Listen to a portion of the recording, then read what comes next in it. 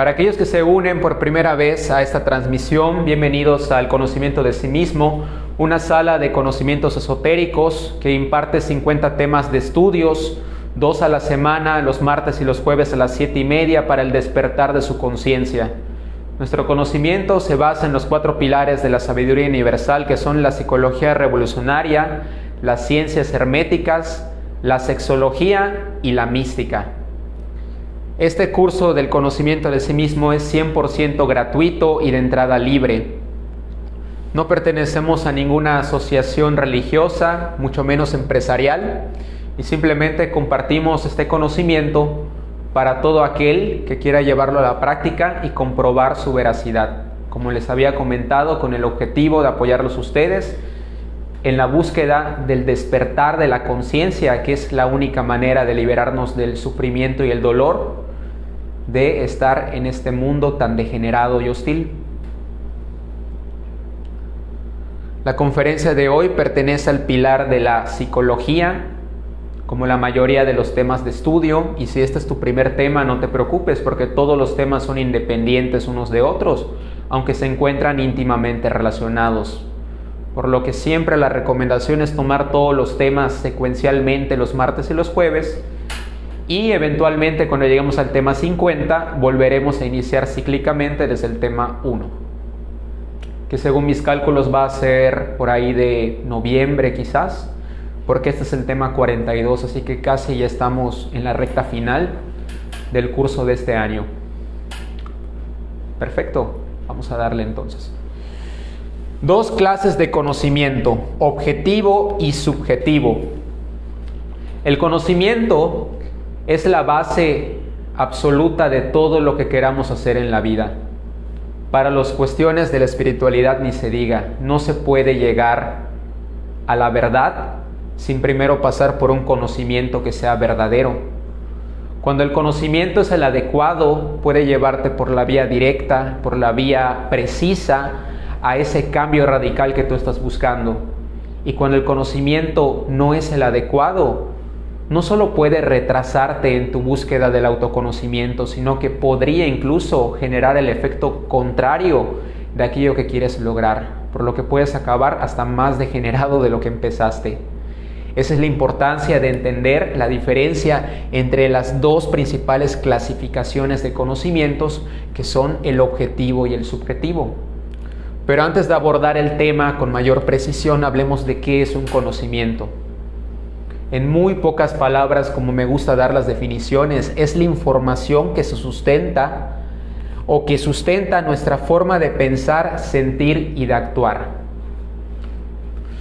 No podemos cocinar sin al menos un mínimo conocimiento de cómo cocinar.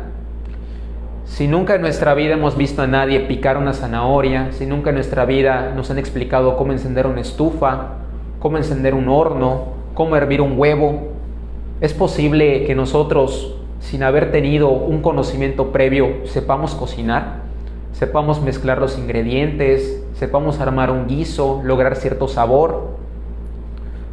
Esto no es así, ¿verdad? En un campo diferente como el de la conducción, díganme ustedes, ¿es posible que una persona que jamás en su vida ha sido instruida sobre cómo manejar un vehículo, un día se sube a su auto y puede por intuición saber cómo meter las velocidades, para qué sirven los pedales, y así sacar el auto a andar por la ciudad? No es posible, ¿verdad? Para la espiritualidad sucede de la misma manera. Si nosotros no tenemos un conocimiento que al principio nos enseñe qué hacer, cómo hacerlo y de qué manera hacerlo para poder despertar la conciencia, nunca podremos llegar a ese objetivo. Esa es la razón por la cual el conocimiento siempre ha estado con los seres humanos desde el comienzo de nuestra raza, porque es necesario para poder caminar el camino de la espiritualidad. Sin embargo, como lo dice el título de la conferencia, existen 2 clases de conocimiento opuestos y fundamentales de entender antes de elegir un conocimiento para practicarlo y lograr ese despertar interior que estás buscando. El primero del que te quiero hablar es el conocimiento subjetivo. que en pocas palabras es el conocimiento que se basa en el sujeto, o sea, el que observa la vida. Este conocimiento son las percepciones, son las ilusiones, son las suposiciones condicionadas, limitadas, individuales y personales de aquel que observa. Ese es el conocimiento subjetivo, que depende de la persona. Y también tenemos el conocimiento objetivo, que como su nombre lo dice, se refiere al objeto. Viene de la observación y de la experimentación directa con aquello que estamos experimentando, valga la redundancia, acerca de la vida. Para que puedan entender mejor la diferencia entre uno y otro, les voy a poner un ejemplo muy cotidiano aquí en México, que es la opinión pública acerca del presidente de la República. Si yo le pregunto a una persona, desde su conocimiento subjetivo, si el presidente actual de México es un buen presidente o un mal presidente, esa persona me va a contestar si es que está recibiendo algún beneficio del gobierno federal en este momento, si es que está recibiendo algún tipo de pensión, programa, si se ha visto beneficiada de los muchos cambios que han habido en las gestiones gubernamentales y federales. Me puede decir, es el mejor presidente que ha habido en la historia de México, que es lo que muchas personas piensan acerca de este personaje, don viejito. Pero es algo subjetivo, porque si yo me voy con un empresario de esos que han hecho pagar más impuestos, de esos que han visto sus privilegios recortados desde la nueva administración, esa persona me puede decir que este presidente es el peor de la historia de todo México. Entonces, ¿quién tiene la razón? ¿Es Andrés Manuel López Obrador un buen presidente o un mal presidente? Si hablamos del conocimiento subjetivo, va a depender de a quién se lo preguntes. Si se lo preguntas a una persona pobre, pues este gobierno está diseñado y dirigido hacia los pobres. Si se lo preguntas a una persona empresaria de cierta clase social que ha visto sus privilegios recortados desde la nueva administración, pues te va a responder según su experiencia muy personal. Si me lo preguntas a mí, basándome en un conocimiento objetivo, primero que nada, yo debería saber de los conocimientos objetivos de las ciencias de la comunicación, de la economía, de la sociología, de ciencias políticas, para entonces poder observar cada detalle y cada aspecto en diferentes ámbitos de la gestión del gobierno actual. Y entonces yo podría dar un dictamen de si el presidente está haciendo un buen trabajo o un mal trabajo. Solo a través de ese análisis, basándome en herramientas objetivas como las ciencias políticas, económicas y las que ya mencioné. Pero hablando en términos reales, como yo no tengo esos conocimientos, no es mi área de expertise. Si alguien me preguntara qué es lo que opino sobre el presidente, lo más objetivo que yo podría contestar es que no tengo los conocimientos suficientes como para dar una opinión válida.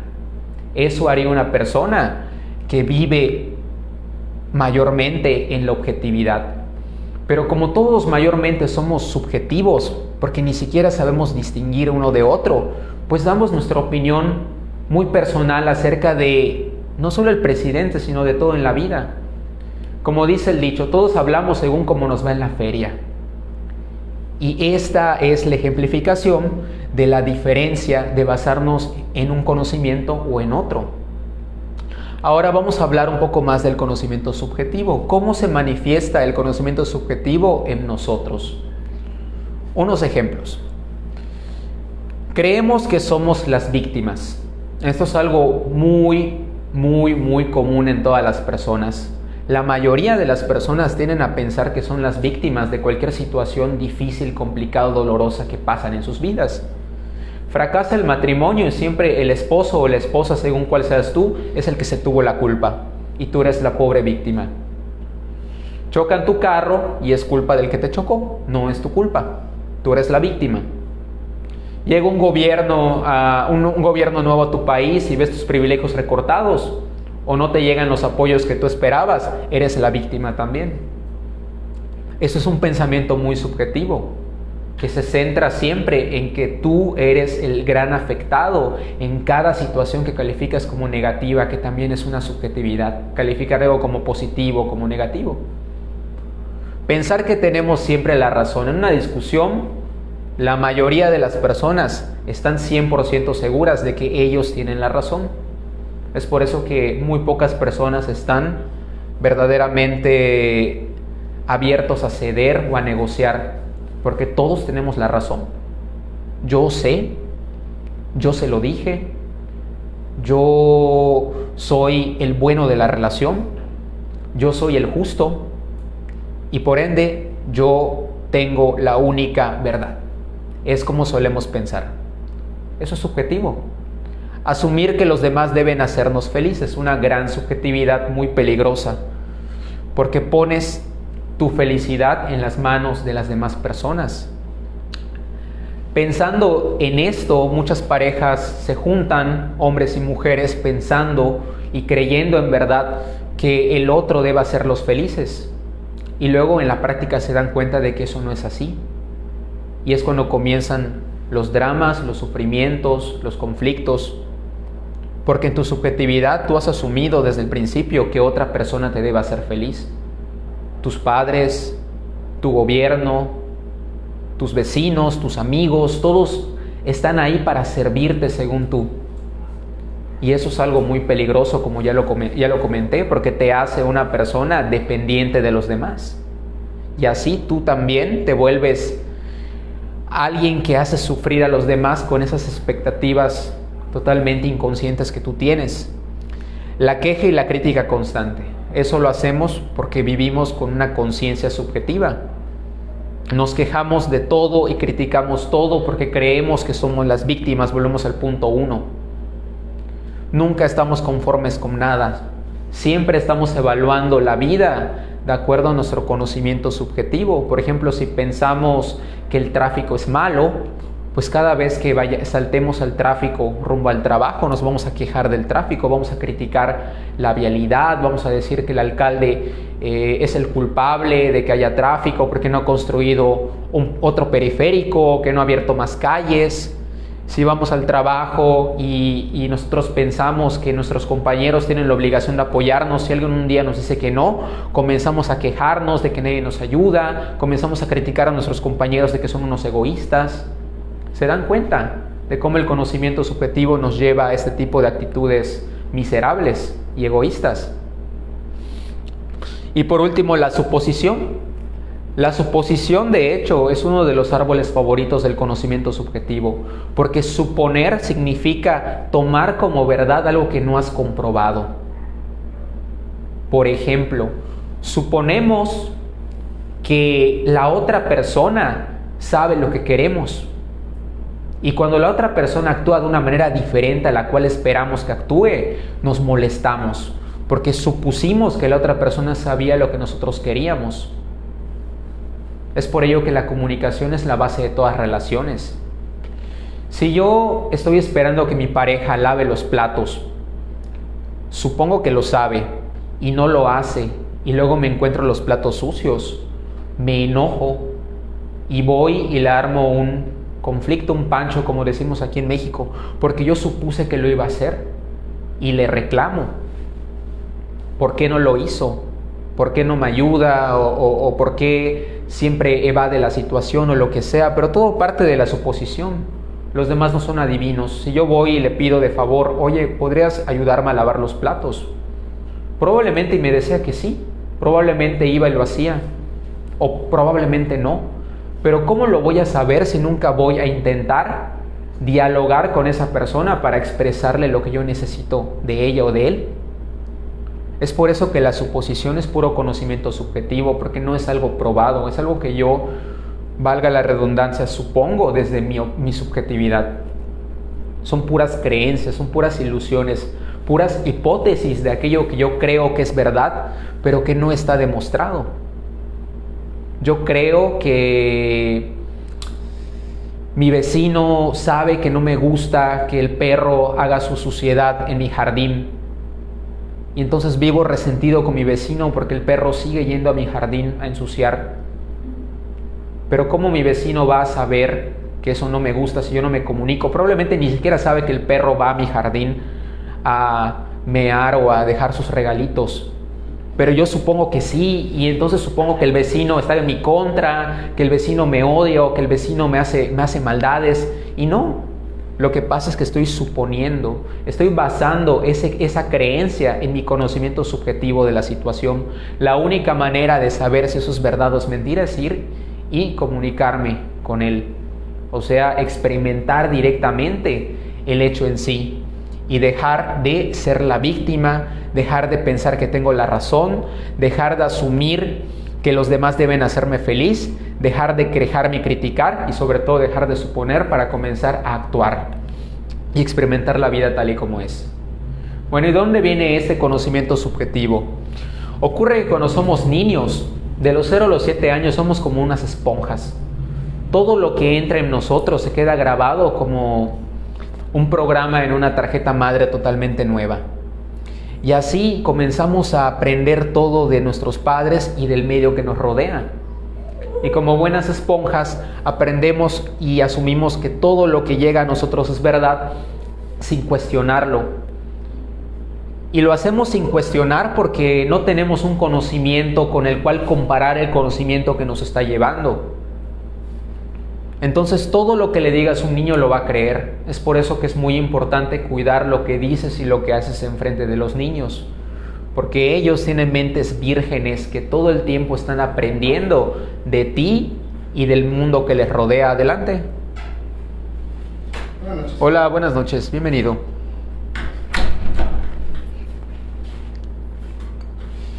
Y ese es nuestro primer contacto con el conocimiento subjetivo. El resto lo aporta el entorno, porque el entorno que nos rodea está lleno de estas ilusiones, suposiciones, creencias, asunciones que no necesariamente son verdad. El primer conocimiento subjetivo que recibimos definitivamente es el de nuestros padres, que nos proveen de una forma de pensar, que nos proveen de una base de valores, que nos proveen de cierta experiencia de vida que va a moldear nuestras mentes, lo queramos o no, de los 0 a los 7 años, si no es que antes. Aunque no lo crean, todos hemos sido moldeados y forjados así como somos en este momento, desde que somos niños. Se dice que a esa edad es cuando básicamente creamos al adulto que somos hoy en día. Y todo eso tiene que ver con la educación que recibimos de ellos. No solo lo que nos dicen directamente, sino lo que hacen que aprendemos de manera indirecta. Por ejemplo, si observamos que nuestro papá le grita a nuestra mamá, le pega a nuestra mamá, probablemente cuando crezcamos nos convirtamos en ese tipo de hombre porque observamos eso desde la cuna.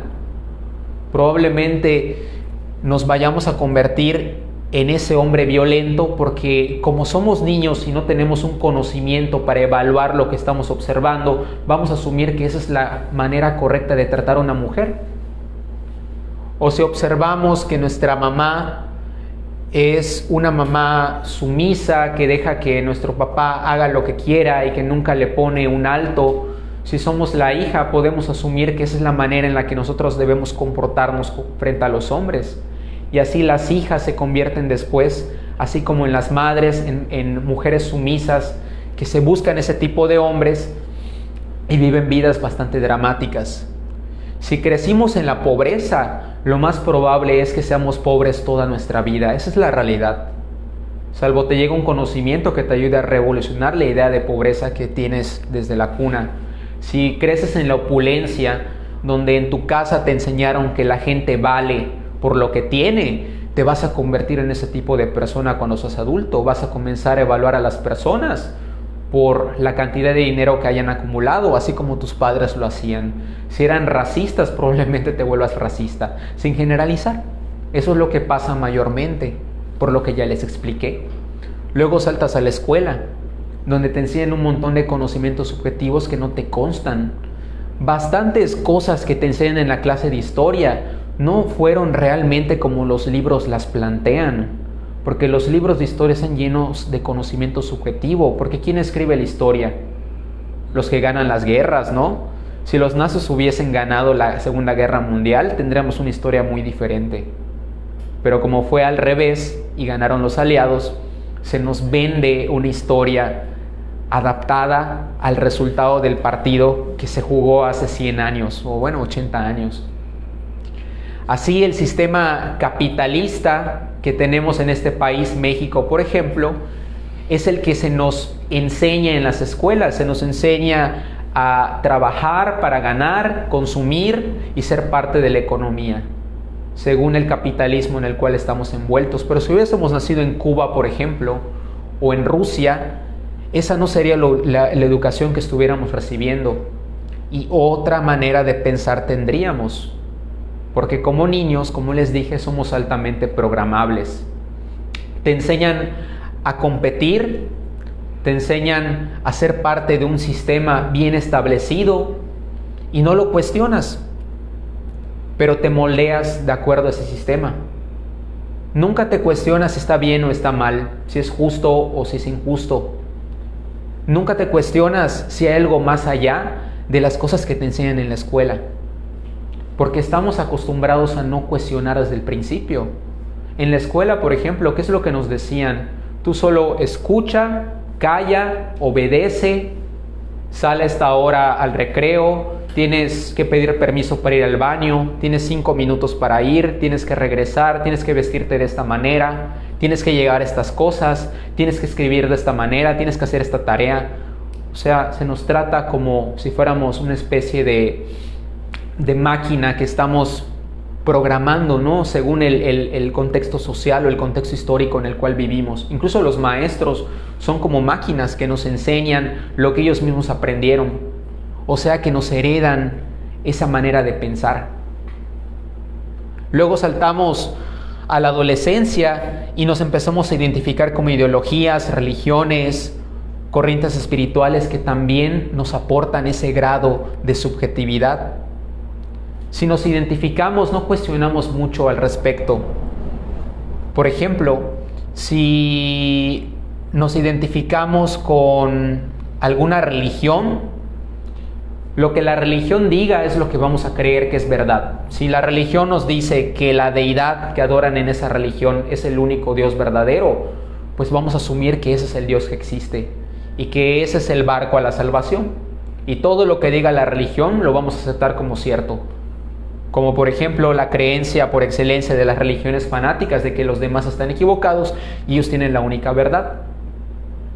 Vas a ir a los cultos y vas a escuchar todo lo que dicen y pronto te vas a ver a ti mismo hablando de las mismas cosas, de la misma manera, como si fueras una especie de loro o de grabadora. Porque no los vas a cuestionar, porque desde niños estamos educados para asumir que lo que los demás nos dicen, según el grado que tengan o según la edad que tengan, es verdadero.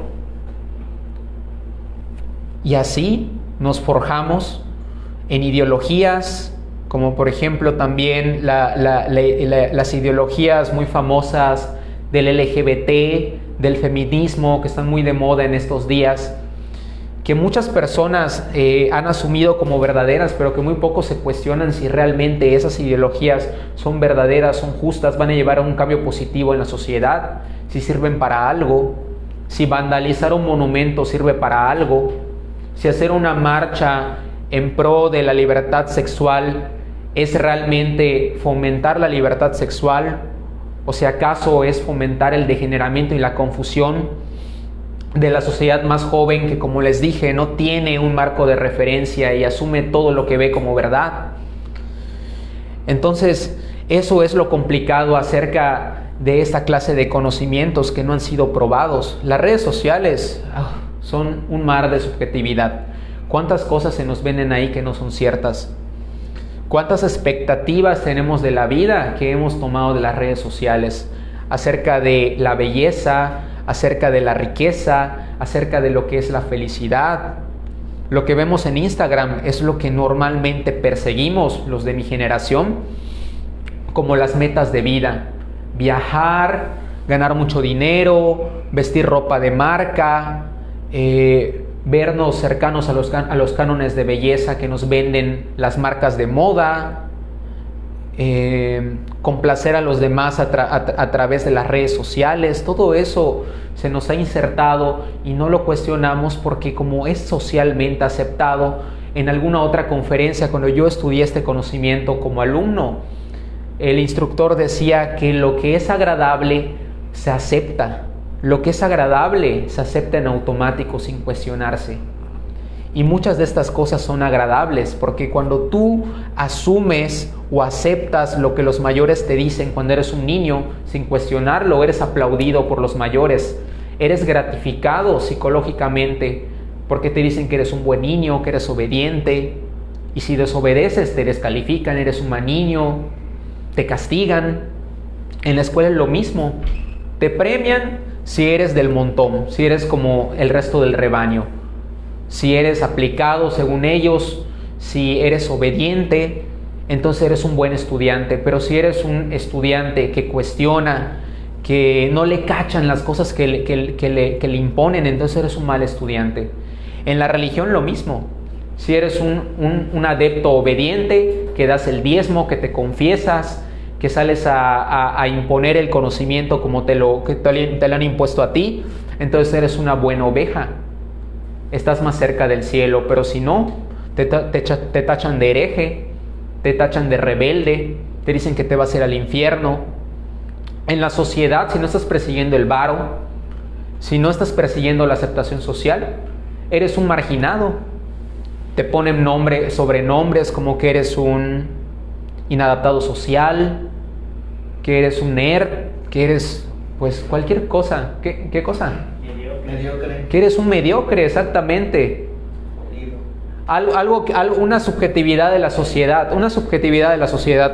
muy presente en todas partes. El hecho de que el alcohol es algo socialmente aceptado, incluso está bien visto por las demás personas. O sea, si bebes alcohol eres una persona popular, interesante, fiestera, ¿ok? Cool. Pero si tú eres un abstemio, porque has interpretado objetivamente y con datos científicos que el alcohol daña la salud, que el alcohol daña la mente, que el alcohol es una de las causas de la violencia y de los conflictos y de los sufrimientos de muchas personas en las diferentes sociedades del mundo, y ahora te has vuelto abstemio, las personas te pueden tachar de que eres un amargado, de que eres un exagerado, porque has decidido caminar o has tomado una decisión objetiva, saliéndote de la subjetividad en general de no pasa nada. Es más, mientras más tomes, mejor. Yo así he escuchado que hablan algunas personas, como si eso fuera algo bueno, como si eso fuera algo que te fuera a llevar a alguna parte. Bueno, aquí algunos ejemplos de cómo la sociedad en la que vivimos, el entorno en el que crecimos, han fomentado ese conocimiento en nosotros, que es un conocimiento que es el origen de la ignorancia y por tanto de todos los conflictos, dramas, peleas, luchas, enfermedades que vivimos hoy en día. Entonces, cuando ya salimos bien calientitos de la fábrica de idiotas, crecemos con la falsa certeza de que nuestro conocimiento es verdadero y entonces transmitimos nuestra ignorancia estando seguros de que sabemos de lo que hablamos. Pero en realidad no sabemos nada. Observen ustedes en la calle cuántas personas son expertas en tantas cosas de las que nunca han investigado. ¿Cuántos expertos en economía, en filosofía, en política, en religión hay en los puestos de tacos? Hay en las paradas de autobús, hay en las combis, en el metro, en el Uber, en las redes sociales. Todos somos expertos en medicina, opinando sobre el COVID, opinando sobre las vacunas, sobre la viruela del mono. Todos somos sociólogos expertos al momento de defender la propaganda gay en las películas de Disney. Todos somos comentaristas deportivos expertos cuando vemos un partido de fútbol, luego ni lo vemos, solo estamos hablando todo el tiempo acerca de cómo debe alinear el entrenador, como si supiéramos algo de fútbol, más allá de lo que hemos visto en la tele. Muchas veces hasta incluso la gente que aparece en la televisión como comentaristas deportivos, gente que presenta noticieros, supuestos expertos en diferentes temas, tampoco saben de lo que hablan porque han recibido un conocimiento que no han evaluado si es verdadero o es falso, sino que han asumido que es verdad. Y como lo que agrada se acepta y como tendemos desde niños a darle la razón a los mayores o a las personas que tenemos por superiores, porque son doctores, porque son científicos, porque salen en la tele o por lo que sea, no los cuestionamos. No nos cuestionamos si esas personas están en lo correcto, si están compartiendo algo útil, justo, verdadero. Simplemente asumimos que es verdad y lo repetimos como loritos. Y así todos en todo momento estamos compartiendo nuestra ignorancia los unos a los otros, dispersando la ignorancia que llevamos dentro, haciendo más ignorantes, porque los niños, como les dije, son antenas parabólicas que todo el tiempo se están nutriendo del entorno en el que están creciendo. Y así hemos llegado al mundo en el que vivimos hoy en día, que es un mundo de una extrema ignorancia, que ha llevado a un extremo egoísmo, que ha llevado a una extrema pobreza en todos los sentidos. Esa es la razón por la cual este conocimiento, o esta clase de conocimiento, es la causa del sufrimiento de la humanidad, porque es aquella puerta que te lleva al camino de la perdición, que muchas veces crees que en realidad es el camino de la salvación, hasta que te comienzas a cuestionar y a replantear aquello que has asumido como verdad para tu vida. Pero existe también el conocimiento objetivo, que yo lo resumiría simple y llanamente como la observación directa y la reflexión de lo observado tal cual es. Observación directa y reflexión de lo observado. Parece un trabalenguas, pero vamos a explicarlo con un ejemplo para que les quede más claro. Digamos que un día salgo de mi casa y llega la vecina chismosa de la cuadra, Juanita, la de los tamales, y me dice: vecino, ¿qué crees? Que se ha mudado un nuevo vecino frente de tu casa, que es un malviviente, que es un grosero, es un borracho. No te juntes con esa persona, aléjate de su casa, es un peligro.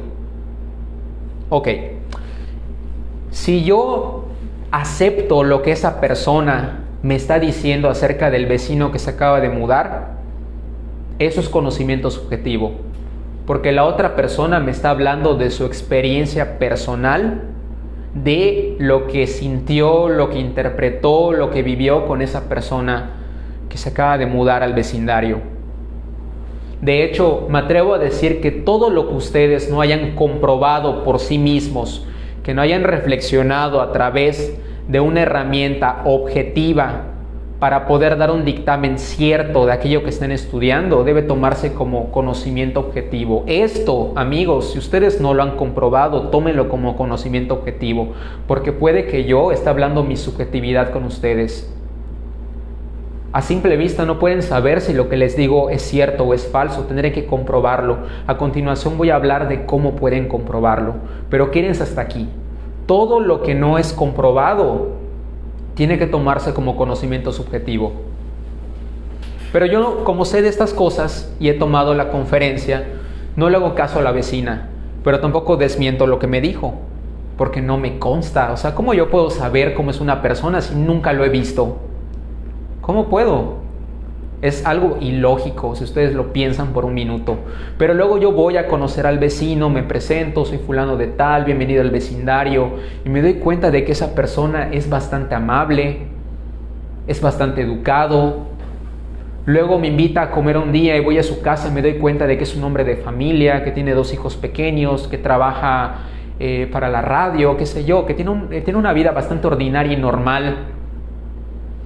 Entonces, a través de la experiencia, a través de la experimentación directa con esa persona, yo puedo dictaminar que es una persona normal y que eso que me dijo mi vecina en un principio es falso, porque ya lo comprobé.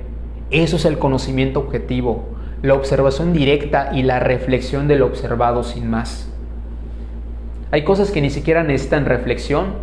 ¿Cuántas veces nos han llegado con algún cuento que luego nos damos cuenta sin mayor mística o sin mayor reflexión que es mentira? Como cuando alguien llega y te dice, va a caer terrible la lluvia, ¿no? Todos somos meteorólogos expertos también. Lo vi en la televisión, va a caer terrible. Va a caer un diluvio el día de hoy, cuidado, no salgas a la calle. Y luego hacen 40 grados de calor como si fuera el desierto. Y luego vas de hecho al pronóstico del clima y nunca estuvo pronosticada ninguna lluvia. Yo me he atrevido a ir con esas personas y decirle, oye, ¿de dónde sacaste esa información? Porque vi el pronóstico y me di cuenta de que ni siquiera anunciaron que iba a llover y tú me dijiste que iba a caer un diluvio. Es lo que escuché por ahí, me responden. Ok, es lo que escuché por ahí. ¿Quién te lo dijo? O sea, ¿te lo dijo un meteorólogo? ¿Lo escuchaste de algún noticiero? Ok. En mi trabajo, yo soy trabajador social del gobierno. Me llega un montón de personas y me dice, oye, ¿es cierto que van a dar este apoyo para financiar las operaciones para perros que lo necesitan? Porque yo tengo 3 perros que quiero operar y quiero que me den ese apoyo. Y yo les digo, no es cierto, no estamos dando programas para perros de momento. Pero es que me dijeron que lo estaban dando. Ok, le digo, ¿quién te lo dijo? Mi vecino me dijo. ¿Tu vecino trabaja para el gobierno? No, pero él me dijo. Ok, si una persona que no trabaja directamente para el gobierno no te da una información, tómalo como falso. Es la respuesta que yo les doy. Que tu vecino te lo haya dicho, por más que confíes tu vida en las manos del vecino, no lo hace cierto. Hasta que tú vas y lo compruebes de la fuente directa, observando y reflexionando lo observado, como ya te expliqué. Y así somos todos, de hecho, bastante ridículos muchas veces. Yo he caído en eso muchas veces. O sea, en el hecho de que porque escuché algo en la calle lo he asumido como verdad y luego voy y lo riego sin siquiera comprobarlo. Totalmente fuera de lugar.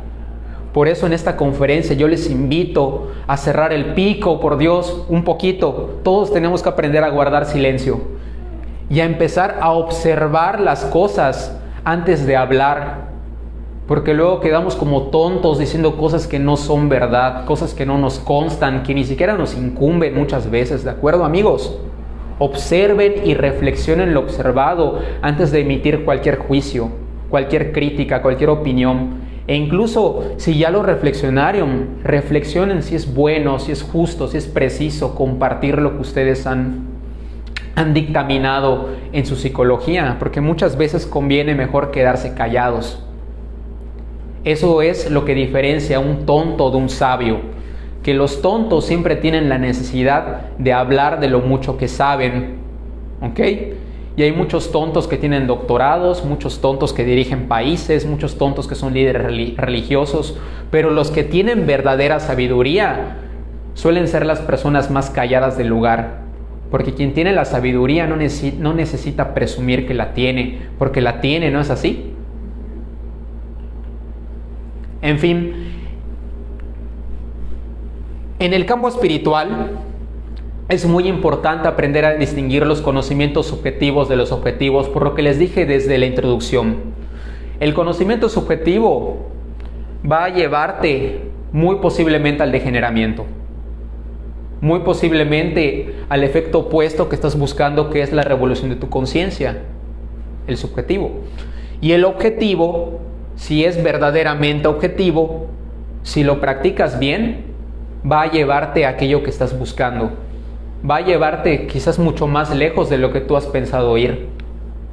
Pero ¿cómo saber qué es verdadero y qué es falso en un mundo de subjetividad, en un mundo de ilusiones, donde parece que todo está patas para arriba, donde el tonto es el que tiene el doctorado o el que está en el cargo más alto de un país, y muchas veces el sabio es la persona más normal, más corriente, más invisible en una sociedad?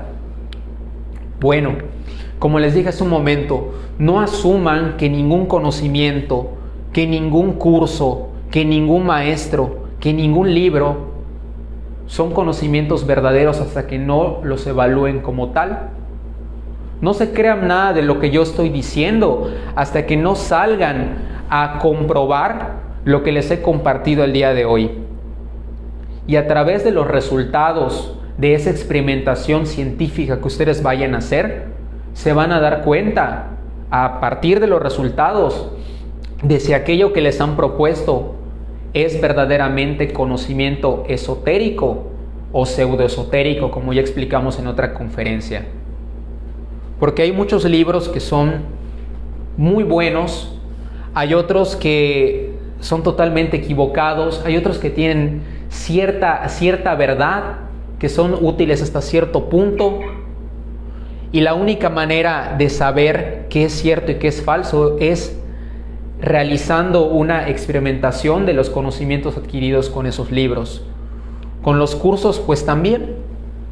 O sea, hay personas que consumen muchos cursos de magia, cursos de meditación, cursos del péndulo, para aprender a leer las cartas, que no digo que estén mal, pero según los resultados que puedan obtener a través de esos cursos, sabrán si esos son los conocimientos que necesitan para realizar los cambios que necesitan en sus vidas, que están buscando. Lo mismo con este conocimiento que les comparto, el conocimiento de sí mismo. A través de la experimentación con este conocimiento podrán saber si esto es lo que les va a acercar a la sabiduría de manera precisa, de manera directa, o si simplemente esto es más de lo mismo. Aprendan a distinguir unas de otras cosas. De hecho, yo no me atrevo ni a calificar ni a descalificar nada en este punto de la conferencia, porque lo que quiero es que ustedes mismos aprendan a identificar la subjetividad de la objetividad. Mi intención es despertar su interés, o al menos su curiosidad, de ir a cuestionar aquello que estén consumiendo, aquello que hayan asumido como verdad, aquello que estén interesados en aprender o en desaprender, como les voy a enseñar más adelante. Y ahora les pregunto, ¿qué clase de conocimiento predomina en tu vida? Para responder esta pregunta, básate en la herramienta de la observación directa, que es la herramienta por excelencia para conocer las verdades de la vida. Simplemente observa. Si en tu vida hay luchas, conflictos, hay sufrimiento, ¿ok? Vives dramas, vives todo tipo de situaciones desagradables, te puedo asegurar, sin miedo a equivocarme, de que basas la mayor parte de tu vida a través de un conocimiento subjetivo. No hay duda. Si por el contrario vives una vida satisfactoria, en paz, experimentas largos periodos de armonía, plenitud, contemplación, estás mayoritariamente basando tu vida en un conocimiento objetivo, lo creas o no, te lo aseguro. Este es el examen acerca de qué conocimiento predomina en tu vida. Y una vez que te has hecho este examen y sabes cuánta subjetividad o cuánta objetividad tienes en este momento, lo que prosigue, si tú quieres, es que comprendas el valor de desaprender. Desaprende. Si tú no aprendes a desaprender, tú no puedes aprender. Porque necesitas liberar espacio mental de una creencia errónea para que entre el conocimiento verdadero que te lleve a la verdad en ti mismo. Y lo voy a explicar nuevamente con un ejemplo para que quede bien claro. Si yo creo que lo sé todo, si yo creo que soy un sabio y que ya alcanzó la iluminación, aunque siga aquí en la tierra, ¿no? Casualmente. ¿Cómo podría yo dar pie a cuestionar que quizás no lo sé todo y entonces seguir aprendiendo para entonces hacerme un sabio? Es decir, si yo no abro la puerta del conocimiento, ¿cómo el conocimiento va a entrar en mi vida? Si tengo puesto un yunque en la puerta llamado el ego, que me dice todo el tiempo que yo lo sé todo y que no necesito estudiar nada más, que no necesito que nadie me diga que debo cuestionarme, autoconocerme, porque yo no lo necesito, ¿ok? Si yo no desaprendo esa creencia, ¿cómo puedo seguir avanzando en el camino de la espiritualidad? Y puede que yo no haya avanzado nada, como les dije hace un momento, puede que yo no sepa absolutamente nada, pero creo que lo sé. Si una persona no quiere soltar Por ejemplo, lo que ha asumido como verdadero desde un comienzo en cuestiones de espiritualidad, como que una creencia muy común que he escuchado, que no hay nada que hacer, que no hay ningún trabajo que hacer realmente, que todos ya somos amor, sabiduría, que nada más necesitamos abrazarnos tal y como somos, un conocimiento romanticista. ¿Cómo podría esa persona aprender acerca de que tenemos un lado muy oscuro y que hay toda una mecánica y un difícil camino que recorrer para liberarnos de ese lado oscuro? Esa persona jamás va a conocer su lado oscuro si no desaprende esos conocimientos romanticistas que ha asumido que son verdaderos, que en la práctica estoy seguro que no le han llevado a los resultados que esa persona buscaba, porque probablemente esa persona sigue sufriendo dramas, sigue sufriendo conflictos, luchas, confusiones, a pesar de que crea que no hay ningún trabajo que hacer. Necesitas desaprender esas cosas que has asumido como verdad para que el conocimiento correcto entre y entonces puedas llegar verdaderamente a la sabiduría. Para las personas que ostentan rangos muy altos en instituciones espirituales, en instituciones en su sociedad, estatus muy altos en su círculo social, esto es mucho más difícil de hacer, desaprender, porque cuando una persona está muy identificada con la posición que ha alcanzado en determinadas instituciones, estructuras sociales o místicas, es muy difícil que esa persona se baje de ese pedestal. Número uno, y eso es algo que todos tenemos, los que están arriba y también los que están en medio y los que están abajo en esta escala social, por pereza. Porque el hecho de desaprender y tener que aprender todo de nuevo, desde cero, que es lo que proponemos aquí, hacer una revolución de la conciencia, es algo sumamente trabajoso y difícil al principio. Imagínense que ustedes han pasado 20, 30, 40 años pensando de una manera, y llegan aquí y yo les digo que todo eso no sirve realmente para vivir una vida en paz, una vida con felicidad, con amor, y que hay que tirarlo y aprender desde cero. Obviamente eso pesa mucho al principio porque esos conocimientos están muy arraigados en nosotros. A mí, a pesar de que he estudiado 4 años en esta escuela y ahora soy instructor, me cuesta mucho soltar mis viejas creencias de lo que es la vida, de lo que es el dinero, de lo que es el amor, porque estoy condicionado por lo que he mal aprendido y siento la pereza encima al momento de tener que reflexionar las cosas, tirar esas estructuras mentales y tener que volver a aprender todo desde cero, desde la observación, como se los propongo. Imagínense las personas que ya tienen 50, 60, 70 años y que de encima son maestros de alguna institución religiosa o, como les dije, tienen un alto cargo en la sociedad y son vistas como personas de respeto, que saben, que son maestros. Yo personalmente nunca me he topado con un ejemplo de una persona en un cargo así que admita que estaba equivocado, que admita que realmente no sabía de lo que hablaba cuando llega a un conocimiento que es verdadero y que lo hace cuestionar y darse cuenta de que en realidad no era un sabio como él lo quería, o que no era tan buena persona como él lo creía, o que realmente tenía mucho que aprender. Entonces, la pereza es el primer impedimento para desaprender y el segundo impedimento que he identificado a través de la reflexión es el miedo, porque le tememos a la verdad. Le tememos a la verdad porque en muchas ocasiones la verdad duele. Díganme qué tan doloroso va a ser para una persona que se siente sabia el darse cuenta de que en realidad no es ningún sabio, sino que es un tonto. Díganme cuánto dolor va a experimentar una persona que ha basado toda su vida en ganar títulos, en ganar reconocimiento social, que ya tiene 50, 60 años y toda su vida ha girado alrededor de eso, que llega a la comprensión de que la vida va más allá de ello y que por el hecho de ser doctor o de tener posgrado o por el hecho de tener mucho dinero, haber fundado una empresa, ser reconocido por la gente, por la sociedad, eso no lo acerca en lo absoluto a la verdad. Eso no lo acerca en lo absoluto a la felicidad. ¿Qué tal si se diera cuenta esa persona de que en realidad no es feliz y nunca lo ha sido? Que en realidad nunca ha conocido el amor, casado, 3 hijos, nietos quizás, y nunca ha experimentado el amor. Ustedes saben el dolor de llegar a esa comprensión cuando uno ha estado toda la vida engañado por su propio ego.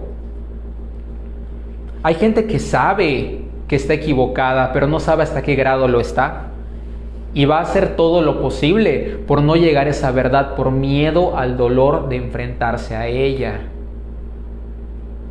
Esto lo estudiamos en la conferencia de la meditación, porque la meditación es la herramienta que te llega a la verdad más íntima de tu ser. Y eso es uno de los principales impedimentos, el miedo. Sin embargo, si uno por miedo no está dispuesto a desaprender y a evaluar su vida objetivamente, pues simplemente no hay nada que hacer. Esa persona está, pero bien en el hueco. Porque la única manera de avanzar en la vida, avanzar más allá de lo que la vida subjetiva te vende, que es el progreso, ¿no? Que normalmente se basa en la materialidad, en el reconocimiento social, la fama, o lo que sea que puedas adquirir en el mundo exterior. Aquí en estos conocimientos te decimos que lo que importa es lo que logres en tu mundo interior, porque al final de la vida lo único que vas a llevarte son las virtudes y también los defectos que hayan quedado en tu alma a la siguiente vida. Nadie va a ser enterrado con su dinero, nadie va a ser enterrado con su fama, nadie va a ser enterrado con sus casas, sus carros, ¿ok? Y todos estamos destinados a ser olvidados en algún momento, como personalidades, salvo seamos muy famosos, ¿no? Y nos recuerden los libros de historia quizás, pero al final vamos a ser un simple recuerdo. Lo único trascendental es el espíritu. Y es por eso que aquí les invitamos a trabajar sobre el alma y a dejar las cosas materiales en segundo plano, que tienen su lugar. Pero sobre todo les invitamos a centrarnos en esto. Hay que desaprender lo que hemos aprendido del conocimiento subjetivo de los demás. Hay que aprender a cuestionar todo lo que hemos asumido como verdad, todo lo que llega a nosotros. Cuestionarlo a través del filtro que nos regaló el Buda, cuestionando si es verdadero, si es útil, si es cierto y si es justo. Y entonces tomar una decisión o llegar a una conclusión con respecto de lo que sea que ustedes estén tratando. Porque de cierto les digo que solo la verdad nos hará libres. ¿Qué dudas quedan? De Internet, Sauri pide que puedas dar otro ejemplo, además de que ya diste, para reconocer cuándo es algo subjetivo y cuándo algo subjetivo. Ok. Siempre es algo subjetivo, principalmente cuando te lleva al conflicto, ya sea al conflicto interno o al conflicto externo. La subjetividad siempre te lleva a una especie de malestar, alguna especie de ansiedad, alguna especie de dolor psicológico o puntualmente algún tipo de situación indeseable en la vida. La subjetividad inicialmente es la madre de todo el sufrimiento, como ya lo comenté, que puedas llegar a experimentar. Pero igualmente te comparto la herramienta del filtro que acabo de dar. Cuestiónate si lo que estás recibiendo es verdadero, es justo, es cierto, es útil para ti, y entonces sabrás si es subjetivo u objetivo. Me pediste un ejemplo. De ejemplo, puedo tomar este conocimiento, así de simple. No por el hecho de que yo te lo diga, es algo verdadero. Yo te puedo estar mintiendo, tú no lo sabes. Lo vas a saber hasta que tú lleves la reflexión a la práctica y entonces comienzas a vivir tu vida de manera objetiva o subjetiva, si así lo quieres. Y en base a tus propias experiencias, en base a tus resultados, tú vas a saber si el conocimiento es subjetivo o objetivo. ¿Quieres un ejemplo? Sé tú el ejemplo, inténtalo. Y entonces vas a aprender a identificar la objetividad en la subjetividad. Recuerda, lo objetivo te libera y lo subjetivo te lleva al sufrimiento. ¿Puedo agregar algo? Sí, adelante, Víctor. No sé si se escuche. No creo, pero... A ver, pasa el micrófono. Víctor quiere agregar una anotación. ¿Sí se escucha, Víctor? ¿O te pegas No, está bien. te pegas a la cámara? Está bien. Lo importante del conocimiento subjetivo es que es un conocimiento, una información que está condicionada por el sujeto que está emitiendo el mensaje. Porque todos como personas tenemos nuestros propios propósitos de vida y nuestros propios deseos y anhelos. Entonces mucha información que recibimos acerca del amor, de la felicidad, del éxito, está condicionado por el interés de la persona que te está dando esa información. Ahí les va un ejemplo. Un hombre que le dice a una mujer: demuéstrame que me amas teniendo sexo conmigo. Entonces ahí está el conocimiento subjetivo, en donde supuestamente el sexo es una prueba de amor. Ese conocimiento está condicionado por la lujuria del hombre que se quiere satisfacer de la mujer. En ese momento la está manipulando, pero la mujer tiene que estar viva y tiene que siempre estar cuestionando el conocimiento que recibe y darse cuenta del interés de la persona que está recibiendo eso. Entonces vemos a otra persona que sale a vender medicinas y que dice que esas medicinas quitan todos los malestares. Aquellas pócimas que vemos en internet que nos dicen que las compremos y que cura el cáncer, el SIDA, la migraña, el estrés, todo cura esa medicina. Esa medicina, esa información de la medicina está condicionada por el interés de la persona que te la está dando, que necesita vender, necesita recuperar el dinero que ya invirtió en esa pócima que a lo mejor no sirve para nada, pero si no la vende, la persona se va a la quiebra. Entonces es otro ejemplo del conocimiento subjetivo. Son conocimientos de la felicidad, del amor, del éxito, que están condicionados por el interés de la persona que emite el mensaje. Intereses políticos, económicos, religiosos, ¿sí? Por ahí va. Ahora un poco cámara. Y si pruebas la medicina y resulta, pues es objetivo, ¿no? Okay, otra. Evelyn pregunta si la intuición es un conocimiento, y si fuese que sí, ¿cuál tipo sería o cuál tipo es? No, la intuición no es un conocimiento. La intuición es una facultad del alma que de hecho te lleva a la virtud del discernimiento. Y a través del discernimiento tú vas a poder distinguir algo que es objetivo de lo que es subjetivo, incluso sin aplicarle ningún filtro. La intuición por sí misma, cuando está muy despierta y muy afilada, enseguida te dice cuando algo que estás experimentando es totalmente falso y deberías alejarte de eso, o cuando otra cosa, por el contrario, es verdadero y deberías acercarte. Es una facultad. ¿Algo más? Yo tengo una duda, pero Sí. no es del tema. No, pero pues adelante, Moisés. Lo que pasa es que al inicio de la plática mencionaste que todo esto es un conocimiento esotérico. Esotérico. Pero, perdón la ignorancia, pero yo no sé qué es esotérico. Ok. Esotérico se refiere a una enseñanza que busca la sabiduría, o sea, que busca que las personas despierten la sabiduría en sí mismas. Sin embargo, es incorrecto decir esotérico, porque el conocimiento esotérico es algo que uno debe experimentar por sí mismo. Esto en realidad es conocimiento exotérico. Eso lo explicamos en una conferencia que se llama Esoterismo, Pseudoesoterismo y Exoterismo, que creo que no has tomado y por eso no sabías. Y yo comenté durante la conferencia que aún así que yo diga que esto es conocimiento exotérico, pues no pueden ustedes saberlo hasta que lo practiquen y lo apliquen, y entonces van a poder dictaminar si esto es exoterismo del bueno o pseudoesoterismo. Gracias. Así es. Normalmente le decimos que es esoterismo, porque es un conocimiento que busca que las personas se conecten con su mundo interior. Esoterismo significa interior, ¿sí? Entonces es un conocimiento, a pesar que es exotérico porque viene de afuera, pero te habla de la importancia del mundo interior, que es el alma humana, el funcionamiento de la psiquis. Todo conocimiento que te hable del funcionamiento del alma, se le puede decir que es esotérico. Se está hablando de ese mundo interior que nos hace falta de estudiar, ¿no?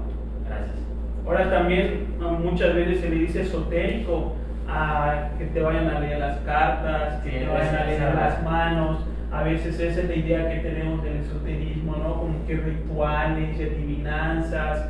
Ese es un conocimiento vulgar de lo que significa esoterismo.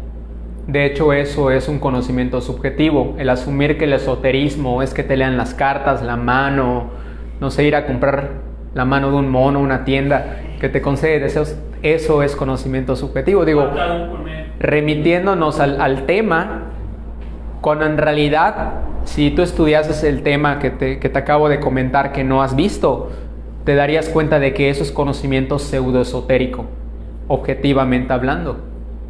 Ahí hay otro ejemplo. Gracias. ¿Algo más, Karim?